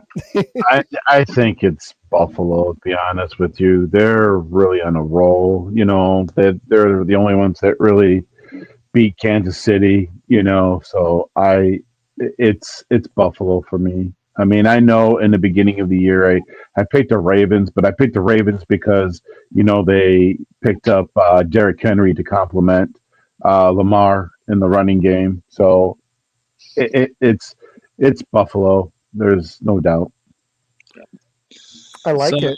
This is actually this is the only reason why I said Denver was because if Patrick Mahomes is healthy, I'm going to always, like JB said, I'm always going to go with Kansas City. Yeah. I'm just always going to go that way because he is 15-3 postseason lifetime, and he's just the two people that beat him. One's not going to the playoffs this year, and one's retired. So, yeah, all right, I got a fun pick for you guys. I got a fun one. I want to say the Chiefs or Bills, and their offense without Pickens scares me. But for funsies, even though I'm going to pick the Bills, but my dark horse team is the Pittsburgh Steelers. I like that defense. And if Russ gets hot for a 2 or 3 game stretch with Mike Tomlin, I think he's got one more Super Bowl run in him as a coach if he can ever get the quarterback. And if Russ can just play consistent, they get Pickens back. Those are 2 big ifs. But they've shown the ability to get hot, and I like that defense. The offense scares me a little, but their defense is more trustworthy than the Bills. It's more trustworthy than the Ravens D. And I just don't trust the Ravens. They're going to make some mistake. They just do. That's who they are. I just don't trust them. I'm going to be shocked if the Ravens make the Super Bowl.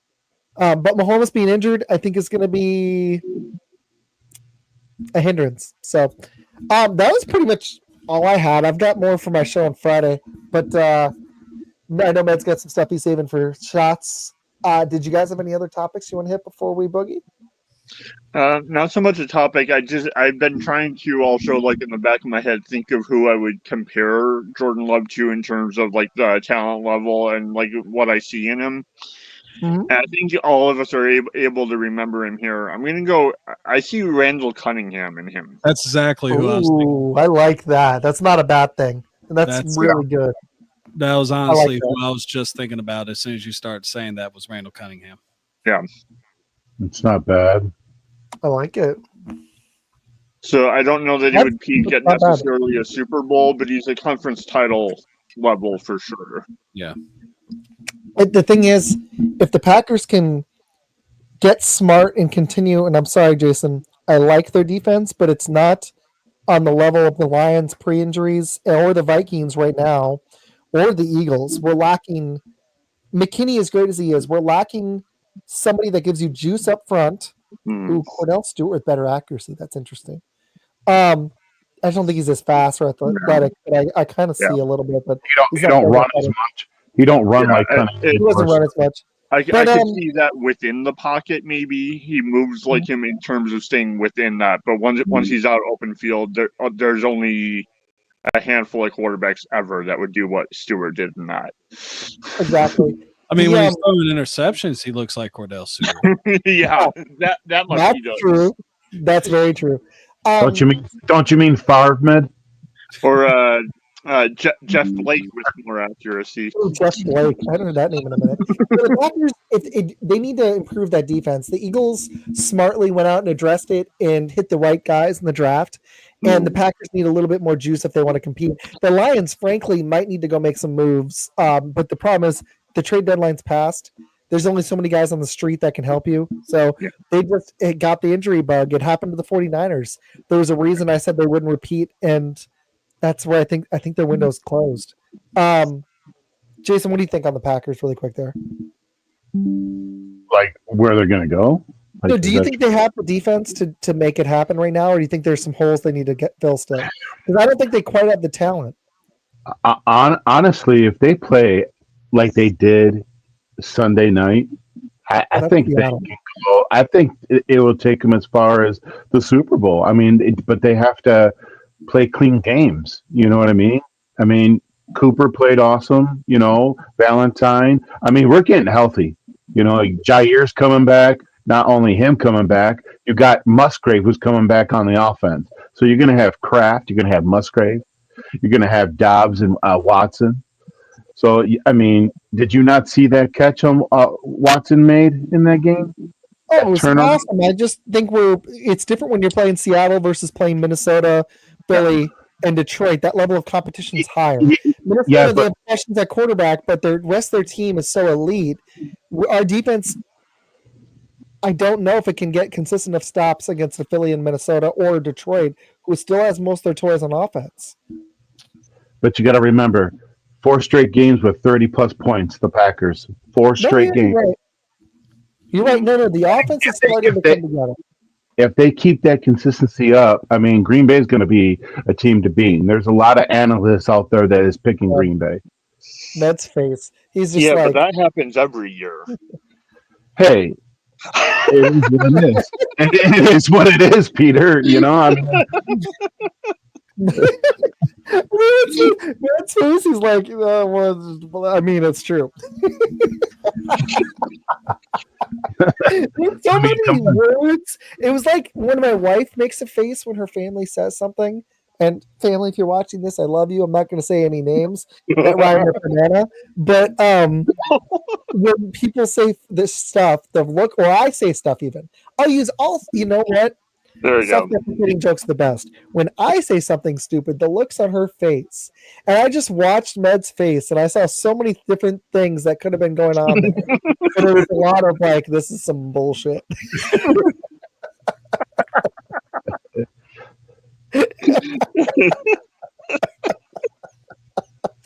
Jason, this was fun, man. I had a good time. Seriously, Peter, this was fun. It was fun to get these 4 together. If you guys are game, if the time allows, I would like to do one of these in the playoffs. Okay. This was cool. But Med, do you have any other closing thoughts before we wrap? Oh, I'm still a loss at words right now. but I'll get there, Jason. I like the stats, but I mean, it was the 49ers and the Seahawks.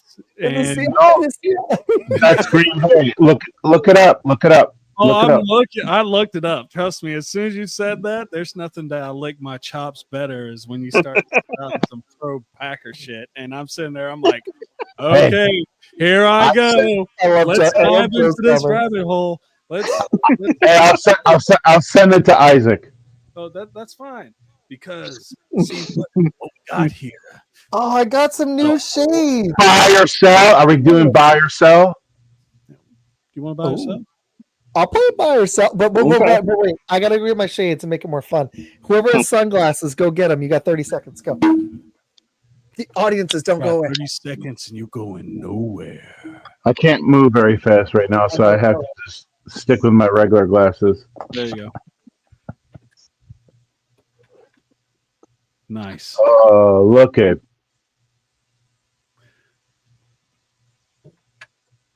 Sorry, guys, I don't have mine. That's okay. Bonesaw is ready. Well, that's from Spider-Man. Ned brought it in one show, and I just started recently, and it was pretty funny. We're gonna do a whole show of Shades. This is great. Joe's got a good question, but I just gotta hit this real quick. So Ned started with the whole Bonesaw thing from the original Spider-Man from 02, and I just started spewing my "Welcome to Cheesy Bear," and I missed the whole thing. And he was like, "You're not gonna give me my Bonesaw?" And I totally I'm going deaf probably. He's like, "Can you do it in the show?" Oh. I was like, "Oh crap, I missed it." Ooh, Shador, dude, you guys should. I like him. That's my opinion. Go around. You go ahead and go first. Are you buying Shador in Las Vegas there, Isaac? I'm buying Shador and Dion. Both of them. Give me the combo. Why not? Let's make this fun. It'd be more fun in Dallas, but they're not going to draft Shador. So they could use a coach, but let's just double Dion. Let's double Sanders this up. Let's go. Both of them. Just went combo. How about you? Are you buying or selling Shador Sanders in Las Vegas? I do think that's where him and potentially his dad end up. Whether they do any good there with that train wreck of an organization is a different discussion entirely. Sorry, Joseph. Love you. Hate them. But I do think that's where he ends up going, yes. Jason, other than telling us some bullshit with 30 points for 4 games, what do you think about Shador Sanders going to Las Vegas? I want to see this really quick. I got to see this version of Met every show. This is great. I spoke on it earlier that I said they're going to draft him and bring his dad over because Antonio Pierce is gone. So obviously I'm buying. Okay. Med, are you buying? Med, wait. Med, are you buying? Well, I'm going to tell you. Are you trying to sound like the Terminator, Isaac? I can sound like Bane. I don't just do voices. It's weird because I'll make up a voice and it's like a blend of everything you've ever heard. Except I can do a Bane, but I don't really want to do it right now. I did it last show and it was already dorky enough. So yeah, you did actually do pretty good, Bane. I did. All right. You want to do it? Go for it. I gotta think of what I'm gonna say first. Okay, hold on. No, do you buy Shador Sanders with the Raiders? And will you form a Nice. Well, I'm going to tell you, Bane. I'm going to tell you like this. I'm not the one wearing a monkey pants. I'm waiting for Med to say snap into a screen. Well, we'll tell you about the beef and spice, Jason. Oh, yeah. This is going to be a prediction that's a little too hot to handle and a little too cold to hold. But I'm actually thinking that Cameron Ward might be, to me, the better option in Las Vegas. I know a lot of people love Shador. He's a great quarterback. And I personally like Ward more because I feel like he could do more. That you could do more with Ward. Okay. Interesting on the Pierce take. I just think they've been so dismally bad this year, but you can't put it all on Shador, or you can't put it all on Pierce. It's kind of like the Giants. I still think Daboll could be a good coach. They just saddled him with one of the worst rosters in the NFL and one of the worst quarterbacks. I mean, they cut him midseason. Shows you how bad Daniel Jones is. So one of the things I have to say about that, Mean Joe, is that when you're talking about Antonio Pierce, you have to bring up the fact that he brought on Luke Gatsby from Chicago. Is your name Bruce Wayne? No. No. Oh man! Oh, we got a good fantasy question. We'll hit in a Oh, second. Alex, you just go with Love out of those four because I'll be Just straight up don't with you. start the other two. Richardson is garbage. Absolutely not. Rodgers is garbage. Love will get you points. Richardson might not even complete 30% of his passes, and that would actually be a decent day for him. Oof. That's Anthony Richardson for you. Don't sign up for that roller coaster. When we put on the shades, you get the shade. That was great. No, these are just really bright sunglasses. I like it. Huh. Yeah, I gotta say, Med, too. You before you launched into the Randy Savage one, you actually started it off sounding like Triple H, and that was a really good impression too. Thank you. We gotta talk about the game. Do you think darkness is allowed? I was born in the darkness. You were merely adopted by it. Oh yeah, snap into a Slim Jim. Oh my gosh, this was like one of my favorite shows. Just with you guys being able to do that one that well, I think I'm going to start working on my LA Night one. So come back. LA Night, yeah. Yeah. One voiceover I can do. Me and my wife. She does random voices. She should do this Russian thing. It's hilarious. And then she started doing the Bane. I was like, oh, I want to try that. And it was a lot of fun. And I was like, okay, I'm going to keep messing with it. So it's been fun. Yeah, I think Randy's probably one of the top ones I do right now too, just because it's so relatively easy to get when you have like the natural rasp as it is. Yeah. Yeah. I love it. Okay. Guys, this was a blast. I've got to go walk a puppy and get ready for bed because the puppy fortunately slept last night. This was a blast. I could do this for another hour. Okay. Before you do, to make it the official Cheesy Bear, I have to do what I was for the intro. Oh, that cheesy back joke. when it was Jason and I. So, what would be the best part about living in Switzerland? Swiss cheese. Nope. The banks. Nope. All right, Jason, you got. Come on, Jason. Any guesses? No guesses. No guesses. Well, I'm not really quite sure, but I hear the flag is a big plus. That was good. I like the cheesy jokes every episode.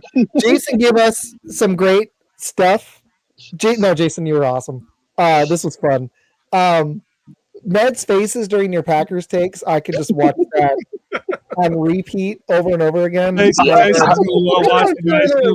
and just press. I'm just gonna watch that. Yeah.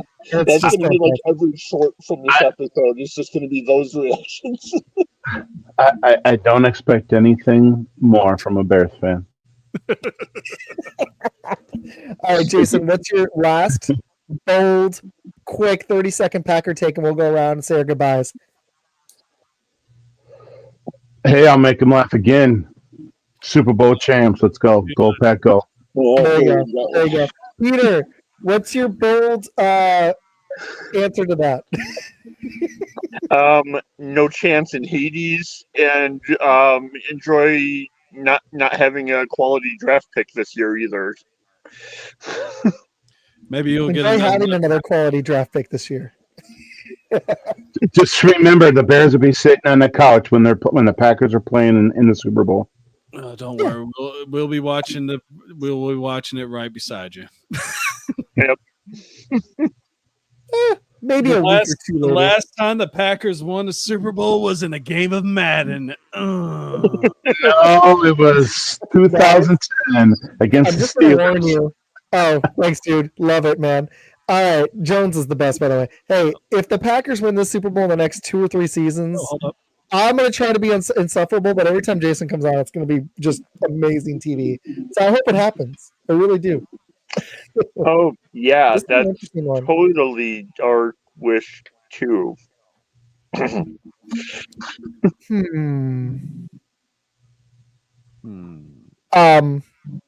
that's, everybody looked at him differently a year ago. Do you think it's all him, or do you think it's just a really bad situation with a really bad roster? Like, their roster sucks. I think it was a really bad situation with Josh McDaniels. Josh McDaniels is like a blight on humanity as far as coaching goes. I mean, this dude has never been a great coach. He will never be a great coach. He's an awesome offensive coordinator, but he is straight ass when it comes to head coaching because he not only ruined the Las Vegas Raiders, he ruined the Denver Broncos for a decade.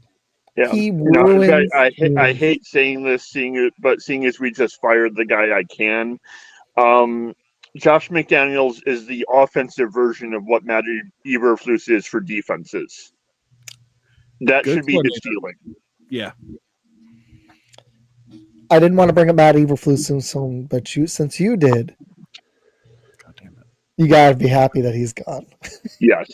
Oh no, it's I think I agree with it's bad talent. So maybe Pierce gets another situation and we look at him differently. Well, I think you put him in like a Tampa Bay or Atlanta. I think they're a playoff legitimate Super Bowl contender. I am. So I got questions for the two Bear fans. Who do you think? Man. Who do you think the Bears' next head coach is going to be? I'll go. You go first. Is going to be or should be? Because I think that's two very different things. Well, you can answer both questions if you like, Peter. Is going to be. I really hope they at least look at Ben Johnson. Who I would honestly want, depending, and granted, it would depend on who we could get as offensive coordinator. Like if this guy and Thomas Brown were to meet, and Thomas Brown's okay with stepping back into that role and just continuing to develop Caleb, that would be awesome. I would love Mike Vrabel to come in. What about Joe Brady? He's third on the list. Second one, other than Ben Johnson, because that would obviously be a huge thing just to be able to A, get him, and B, the Lions don't anymore. If they do get a defensive guy, would you want Aaron Glenn or somebody else? Other than Vrabel, I think Glenn would be the next on that list. Yeah, that one's great. I think the fifth and final candidate I would have for it, and one I would love to see because he, even though it wasn't at like the level that would be expected of Caleb or whatever eventually, he knows at least how to play quarterback and deal with the media here. I wouldn't mind seeing Josh McCown get a crack at it. Ooh, that was a name I was not expecting to hear. I think Mike Vrabel, I think he is. Stefanski, Ken Dorsey, I could see that too. That's an interesting one. Med, what was your take on that? Who'd you want? I think the top of my list will be and always be Ben Johnson because not only you get an offensive-minded coach, you're also taking one away from the Detroit Lions. Yeah. And, that's the way I really look at it. Mike Vrabel would be someone else I would love to see come to the Bears because he actually had a very good structure with the Titans, even when they were in a talent inferior team. He had them always ready to play. It kind of felt a lot like Dan Campbell before Dan Campbell got talent. Yeah. And so, I mean, Ken Dorsey, great offensive coordinator. I like what Joseph is saying. Stefanski, I think he's just got a raw deal with what happened up in Cleveland. I mean, those quarterbacks. Let's be real. I mean, if Deshaun Watson had a couple massage tables, he might have been playing a little bit better, if you know what I'm saying. But Jameis Winston can't decide how many interceptions he's going to throw each week. Is it going to be 3? Is it going to be 2? Is it going to be 3? Is it going to be 2? Oh wait, I might throw 4 touchdowns today. Oh, next game I'm going to throw 0 TDs, but I'm going to still throw you 3 picks. But one of the things I have to say about Ben Johnson is, let's be real, if he can do what he did with Jared Goff, imagine what he could do with someone like Caleb Williams. Yeah. Yep. Yeah. Exactly. I like it, guys. I do got a boogie in a minute here. I got to take care of this puppy. Same. I just want to get it out and get a walk so it hopefully sleeps all night again because last night sleeping 10, 11 hours was incredible. It slept right here by the end of the night and stole my whole pillow by 6 a.m. But details. That's pretty cute. It's a little Beagle Lab mix. Oh, so but she won't sleep in the crate. She only sleeps with me and the wife. So she starts cuddling with the wife, and then she cuddles with me, and then she was like on my head by the time I woke up. Oh. It was pretty cute. So, anyways, all right, Peter, what do you have coming up? Are you doing? I missed the beginning before the show when I was running and grabbing stuff. Are you doing the show with Mary? What you got coming up? We actually are taking a break just for the way it was falling around the holidays and stuff like that, but we're going to pick it back up next year, and we've got a lot of special guests coming up within January. We're also actually able to just do a non-football one and had my friend who's the lead singer of Ignescent on.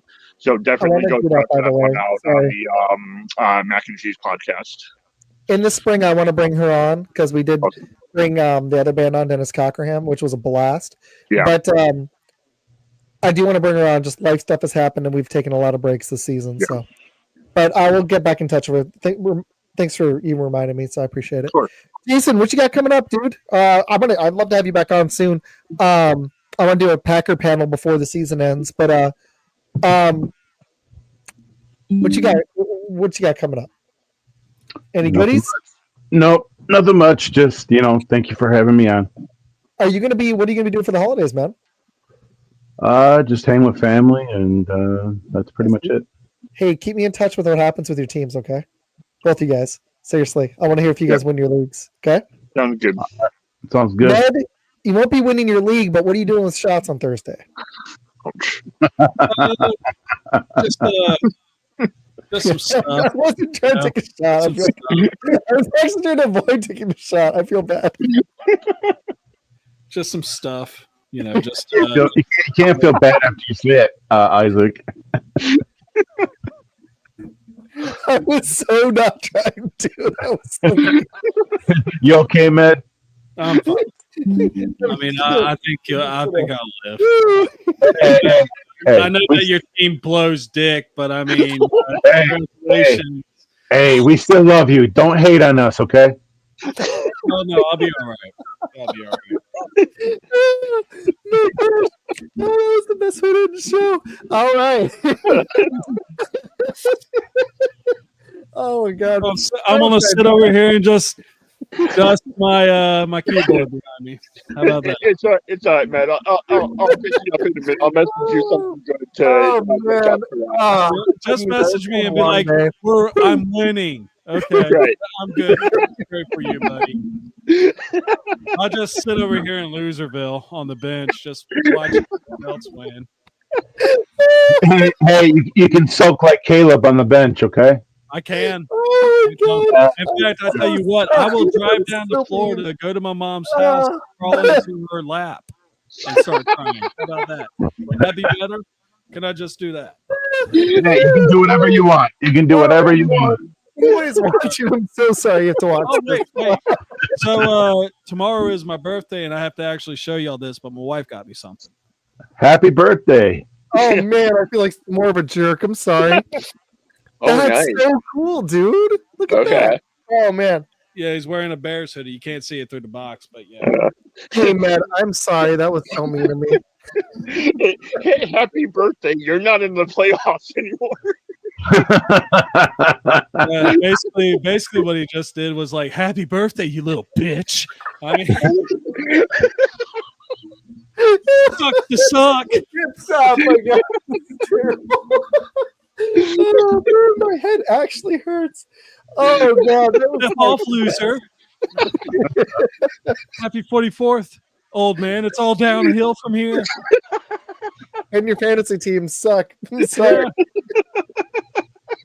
There goes Isaac again. He just keeps giving you the dagger there, man. I feel so bad. That was so. You should. I've got to say, you have an incredible talent for doing darts without meaning to. Oh God, that was so mean to me. I'm gonna feel really bad about your cute dog, you asshole. Oh man! Oh, I can't even rap. I feel bad. Oh man, my head actually hurts from laughing. I'm dying. Good. This is great. Good. Hurt your head. Lose in fantasy. Fuck yourself. All right. Well, we're gonna wrap on that. Ned, I hope you have a wonderful birthday. Your toy is amazing. I'm so